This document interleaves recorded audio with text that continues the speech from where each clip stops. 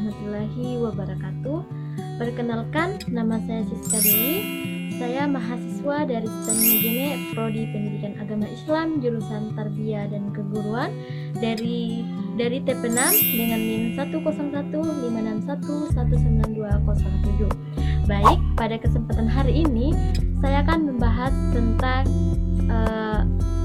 mata kuliah tasawuf, dan mana yang akan saya bahas yaitu tentang merebut cinta ilahi dalam tasawuf Rumi. Nah, sebelum saya lanjut pada materi yang akan saya bahas terlebih dahulu, marilah kita sama-sama memanjatkan rasa puji syukur kita kehadirat Allah Subhanahu wa taala yang telah memberikan nikmat kesehatan sehingga pada kesempatan hari ini saya dapat menyelesaikan masalah atau menyelesaikan tugas yang mana diberikan oleh dosen saya.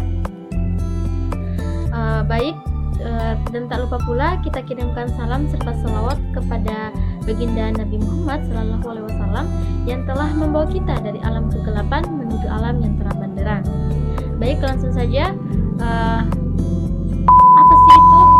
Apa arti dari merebut cinta ilahi dalam tasawuf Rumi? Nah, Jalaluddin Rumi adalah tokoh sufi yang terkenal melalui ajaran sufinya yang lahir dari metamorfosa cinta sang hamba kepada Tuhannya atau dikenal dengan mistikus cinta. Nah, berbagai karyanya banyak memperkenalkan tentang jalan cinta seperti Masnawi fihi maktubat dan beberapa karya lainnya seperti Diwani Samsi Tabrizi yang berisi syair-syair religius penuh cinta. Kemudian, puisi adalah salah satu sarana yang biasa digunakan oleh para sufi untuk mengungkapkan keadaan batin mereka.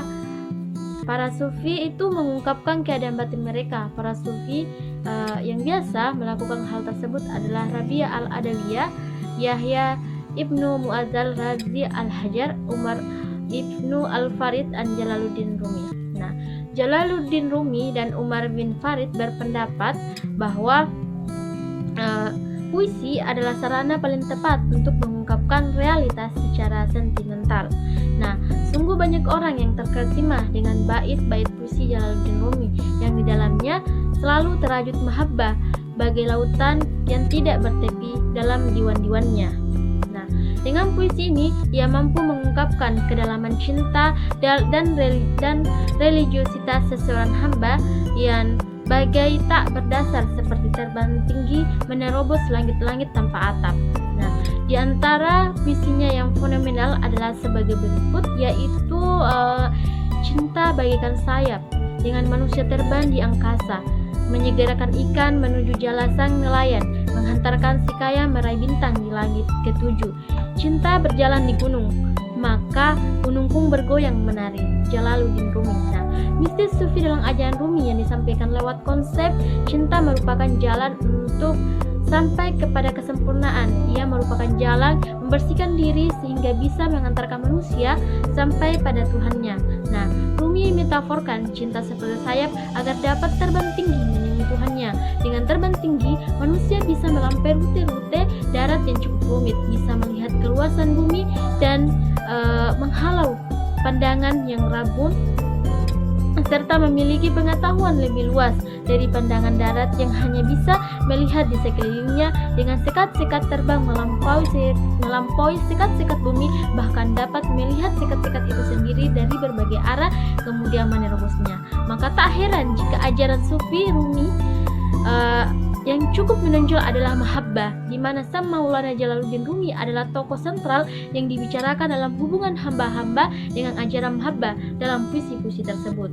Nah, kemudian yaitu dalam karya-karya Rumi, mahabbah menjadi tema sentral. Kita akan mudah menemukan ajaran-ajaran mahabbah dalam tiap karya Rumi, terutama dalam diwan. Begitu menonjolnya ajaran mahabbah dalam tasawuf Rumi dan menjadikan para pengikut aliran Mefifis sebutan bagi para penerus ajaran Rumi ini, menempatkan mahabbah pada Tuhan sebagai prinsip ajaran sufi.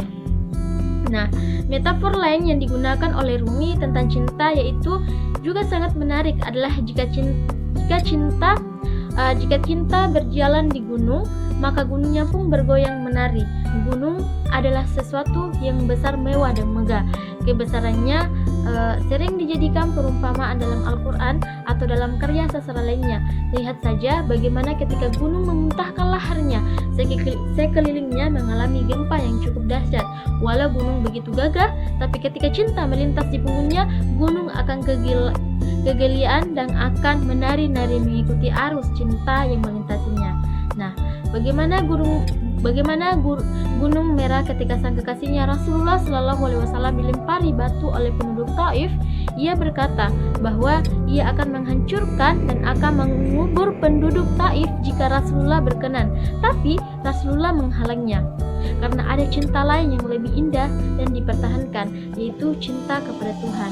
Nah, dalam metafor Rumi, kegagahan, kedisiplinan, dan kekokohan gunung akan mampu ditaklukkan oleh cinta.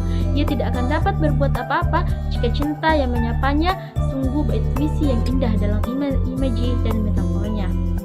Nah, kemudian Rumi dalam puisi yang lain menoktahkan cinta cukup indah.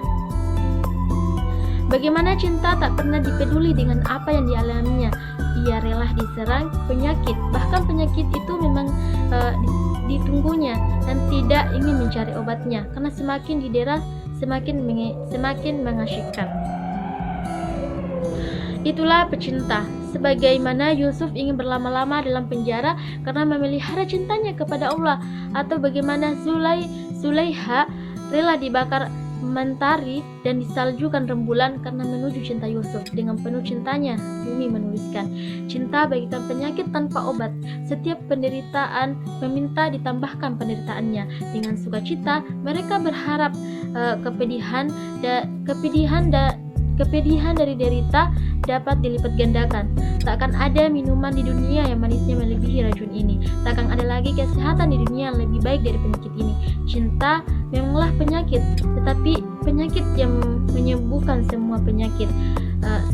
Siapa saja yang pernah mengidapnya tak akan pernah lagi menderita penyakit yang lain. Jalaluddin Rumi. Nah, membaca karya-karya Rumi, kita seakan diajak untuk tenggelam dalam cintanya, yang di dalamnya cinta hamba kepada Rabb-nya.